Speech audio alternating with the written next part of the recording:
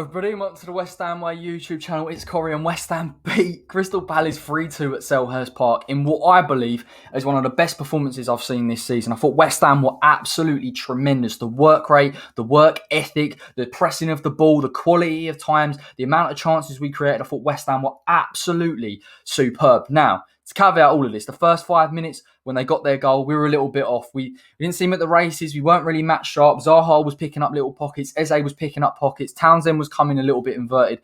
West Ham couldn't really deal with it. And I think the intention of there was to go and press Crystal Palace. But obviously that lack of space, I know people will look at maybe Ogbonna. Could he have closed down Zaha? It is a relatively good goal, so I guess you have to give it to Palace in that sense. But I thought West Ham's response to that was fantastic. I mean, the pressing from the attacking midfield three is the best I've seen this season. I think Pablo Fornal's positioning, particularly in the second half, was unreal. Said Benrahma was absolute quality in that first half, trying to make runs in behind Michail Antonio, pressing the ball off the ball, trying to win it, trying to force Palace out of possession in their own half, give West Ham chances to get in beyond.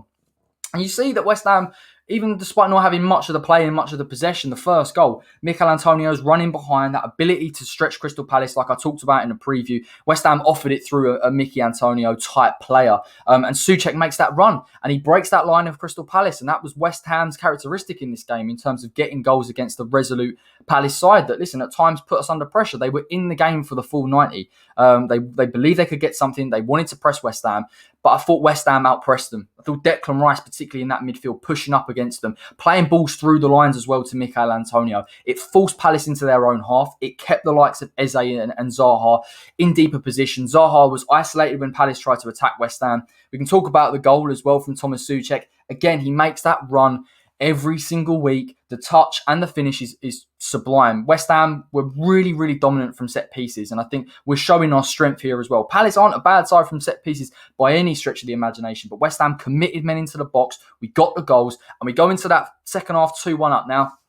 Again, the game's not dead. And I think this is the credit, I guess, to Crystal Palace. They pressed West Ham back. We believed that possibly if Zaha and Eze could get on the ball, that they could create something. Roy Hodgson made offensive changes. He brought on Batshuayi, he brought on Ayew, he allowed Zaha to come to the left. They wanted to pin West Ham back. This was a battle of who could press who. And I thought West Ham, for 20 minutes of that second half, really showed their mettle. Michail Antonio, we talk about him in the first half having chances off that Kuate era. Could have had even more. His positioning in the box was fantastic. He was just missing that final bit. But West Ham created, let's be clear here. I think also in terms of player, personnel, and the way they were playing, I thought Fornals and Benrahma for 20 minutes of that second half were getting in beyond each other. They were getting fluid. They were fluid in their positioning. They were keeping the ball. They were getting in behind. West Ham took the risks that I think we all wanted them to take in this game. We didn't want us to sit behind the ball and let Palace have it and push their entire team up on them. We took it to Palace. We created a number of chances. We could have easily have had possibly 4 to 5 goals in this game. I don't think it's an exaggeration. And I think we sit here and say it every week, don't we? We say that West Ham could be getting these games out of sight, finishing them early. But this was a game that even when West Ham got that third, Palace was still in. And we said just before that corner come up, West Ham was struggling a little bit from open play in terms of being clinical. And I said, ultimately, if we can get a goal here from a set piece, we're very, very strong here. We can see this game out. Step forward, Craig Dawson. It's an unbelievable header. The movement as well is fantastic. We know his movement towards the near post from set pieces can be the difference in this game. And West Ham got that third goal. And I just think I don't even know how to really tactically describe it. This was a game of who could try and win the press and who could get into whose territory. I thought West Ham dominated it for nearly 70 minutes of this game, and the athleticism required in order to do it. Soucek with the late runs. Declan Rice might go under the radar tonight. Again, unbelievable pressing, pushing as high as he could, pushing Crystal Palace back. Again, and once we really got to that 75th minute, I think Palace started to get back into the game a bit more. They brought on offensive changes. I think Soufal was having a few issues with Zaha, particularly down that left-hand side where he'd been forced. Again, I guess a clever move from someone like a Roy Hodgson who put in Eze possibly on his stronger foot on the right, trying to be a bit more direct and forcing West Ham back. But you've got to look at how resolute we were. Declan Rice is tracking back. Soucek's tracking back. Fornals is positioning on defensively on that left-hand side and even carrying the ball in late stages of the game. It was just an unbelievable performance. We can pick the bones apart of it. Tactically, this was a real game of who wanted it more. And I felt that West Ham really wanted it and they worked incredibly hard. And fair play, David Moyes, I think that rest that they got against Doncaster was crucial. I'm not convinced that a side that is pretty much the same each week, could have played at that intensity for that long had they played on Saturday. And I think it played into our hands. And I'm just massively impressed with this West Ham team. We're 4th in the Premier League nearly in February. And I'm not saying we're going to get Champions League. I'm not even saying we're going to get Europe. This is an unbelievable turnaround in mentality.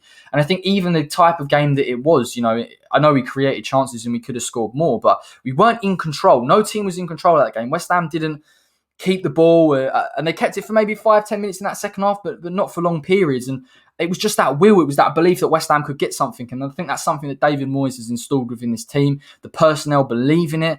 And we got the goals to win the game, and we saw it through, and we get 3 points. West Ham are 4th in the Premier League. I thought we were going to get relegated at the start of the season. We've turned it round. It's credit to David Moyes. It's massive credit to the players. You can see that. Now it's important for West Ham to go and get those recruits in. I believe Ben Rama will sign on a permanent deal. Jesse Lingard possibly coming in. We're looking at the RB Leipzig striker as well. Get these recruits in, because David Moyes needs the tools. And I'm not saying that by any means this is the most effective solution. I think the board 100% should back them. They are massively at fault in how they failed to back David Moyes, but give him a few recruits in there, give him a little bit of squad rotation. West Ham can really build on this consistency. We're unbeaten in 6 games. We're actually unbeaten further than that in the league and in the cup. I'm lost for words. I'm just going to enjoy it.